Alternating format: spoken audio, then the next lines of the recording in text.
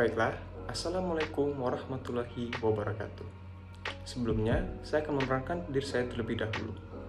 Nama saya Muhammad Rayhan Fadel Bait dengan nomor induk mahasiswa B119206 di mata kuliah Hukum Jaminan kelas B. Kemudian, tujuan daripada dibentuknya video ini adalah untuk pemenuhan nilai UTS Hukum Jaminan yang diampu oleh Ibu Dwi Suryahartati, SH.MKN. Nah, apa yang akan saya bahas dalam video ini?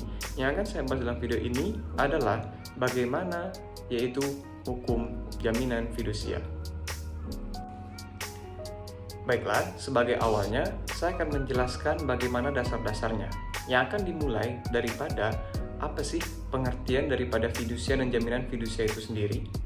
Untuk pengertian fidusia telah diatur dalam pasal 1 ayat 1 yang dimana dijelaskan bahwa fidusia adalah pengalihan hak kepemilikan suatu benda atas dasar kepercayaan dengan ketentuan bahwa benda yang hak kepemilikannya yang diadakan tersebut tetap dalam penguasaan pemilik benda itu.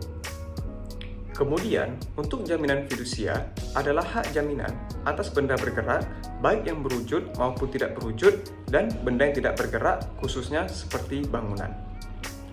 Dari definisi yang telah saya sebutkan barusan, dapat dibedakan bahwasannya fidusia adalah pengalihan atau prosesnya, sedangkan untuk jaminannya adalah jaminannya yang diberikan dalam bentuk fidusia. Kemudian, adapun unsur-unsur daripada perumusan fidusia adalah sebagai berikut. 1. Unsur secara kepercayaan dari sudut pemberi fidusia. Kemudian, unsur kepercayaan dari sudut penerima fidusia. Kemudian, unsur tetap dalam penguasaan pemilik benda.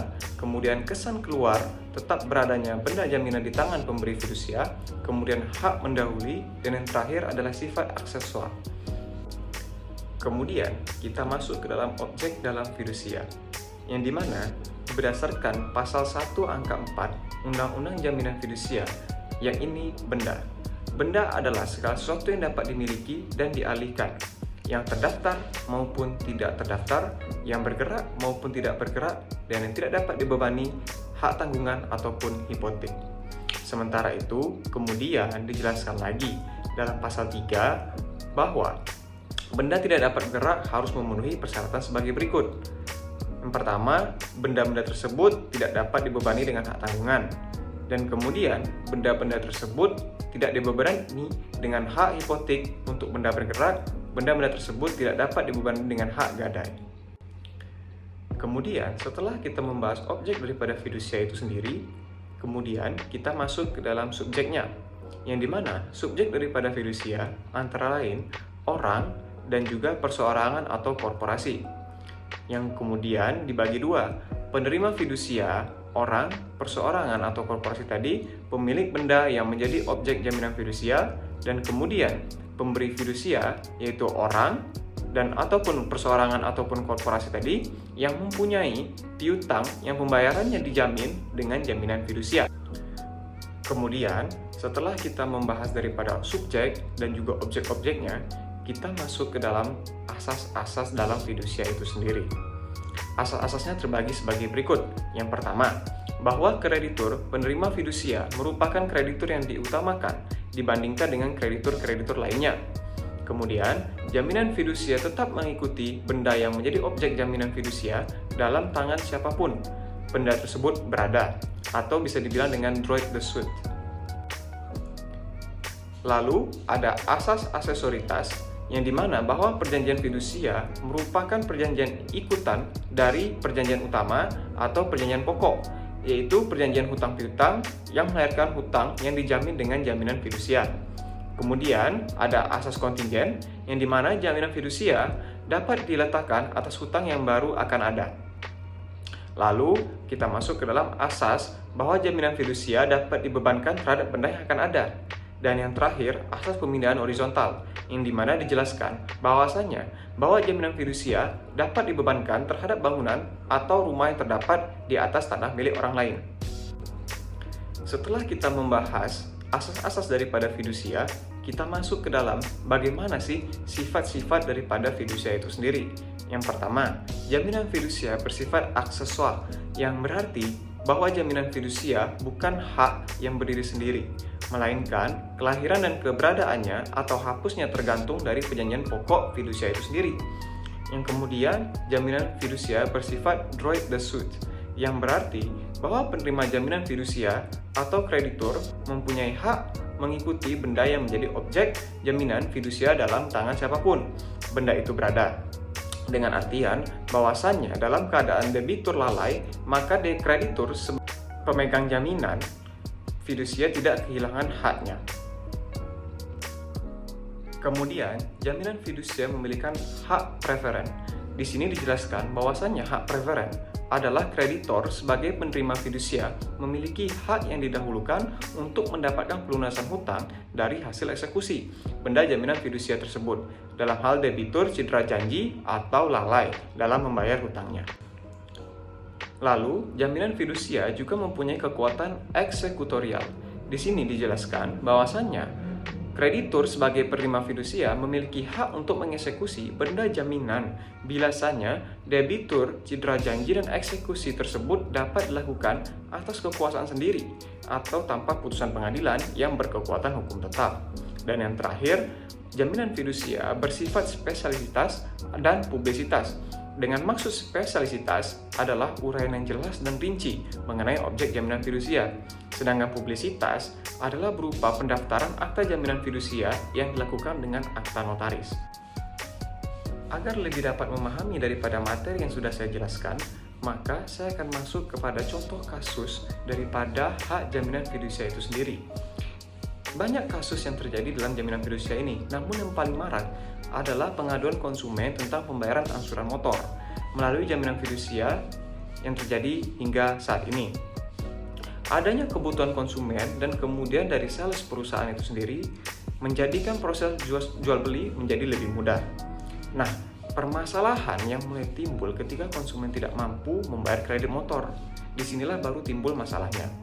Yang membuat perusahaan mencabut hak penguasaan kendaraan, pada umumnya praktek penjualan motor dilakukan sales dengan iming-iming kemudahan, yang dimana ada kemudahan memperoleh dana untuk pembayaran dengan jaminan fidusia, dimana persyaratannya sederhana saja, cepat dan juga mudah, sehingga konsumen kadang tidak memperhitungkan bagaimana posisi finansial daripada diri dia sendiri.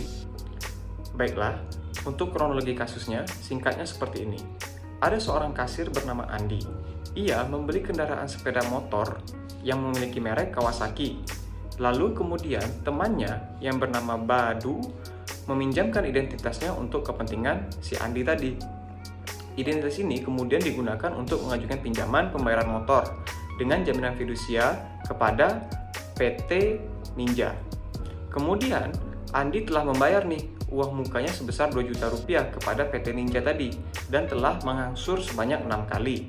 Namun, pada saat angsuran ke-7, si Andi tidak dapat membayar angsurannya, yang mengakibatkan PT Ninja melakukan upaya penarikan motornya.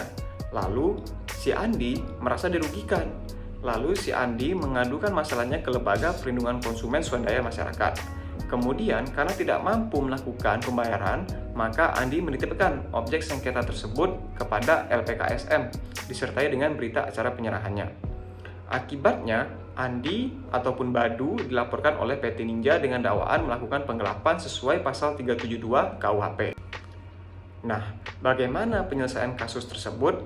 Dari sini bisa kita lihat bahwasannya bila jaminan fidusia tersebut terdaftar, PT Ninja tadi memiliki hak eksekusi langsung untuk menarik kembali motornya yang berada dalam penguasaan konsumen. Namun, dalam hal ini, PT Ninja ternyata tidak melakukan pendaftaran jaminan fidusia ke kantor pendaftaran fidusia sebagaimana telah dijelaskan dalam Undang-Undang Nomor 42 Tahun 1999. Akibatnya, perjanjian jaminan fidusia tadi menjadi gugur dan kembali kepada perjanjian pokok, yaitu hutang atau perjanjian hutang piutang biasa saja. Nah, di dalam konsepsi hukum pidana, eksekusi objek fidusia di bawah tangan, maksudnya tindak pidana pasal 368 KUH pidana, jikalau kreditor melakukan pemaksaan ataupun ancaman perampasan. Nah, dalam hal ini, ternyata PT Ninja tadi melakukan pemaksaan untuk mengambil barang secara sepihak, padahal diketahui barang tersebut sudah sebagian atau seluruhnya milik orang lain karena si Andi tadi sudah melakukan pembayaran sebanyak 6 kali. Lalu PT Ninja dalam kasus ini tidak dapat melakukan eksekusi tersebut karena sepeda motor yang telah diangsur oleh Andi selama 6 kali itu atau 6 bulan bukan lagi milik PT Ninja sepenuhnya, tetapi juga Andi memiliki hak kepemilikan motor Kawasaki Ninja tersebut. Nah, dalam kasus tadi sedikit disebutkan harus didaftarkannya pada jaminan fidusia. Nah, bagaimana sih hapusnya jaminan fidusia itu sendiri? Yang pertama, karena hapusnya utang yang dijamin dengan fidusia, itu sudah pasti. Yang kedua, karena pelepasan hak atas jaminan fidusia oleh penerima fidusia. Dan yang terakhir, karena musnahnya benda yang menjadi objek jaminan fidusia. Baiklah, nama saya Muhammad Ryan Fadel Bait dengan nomor induk mahasiswa B119206. Sekian materi yang dapat saya sampaikan. Mohon maaf apabila terjadi kesalahan baik dalam segi bahasa maupun materi yang saya sampaikan. Wassalamualaikum warahmatullahi wabarakatuh.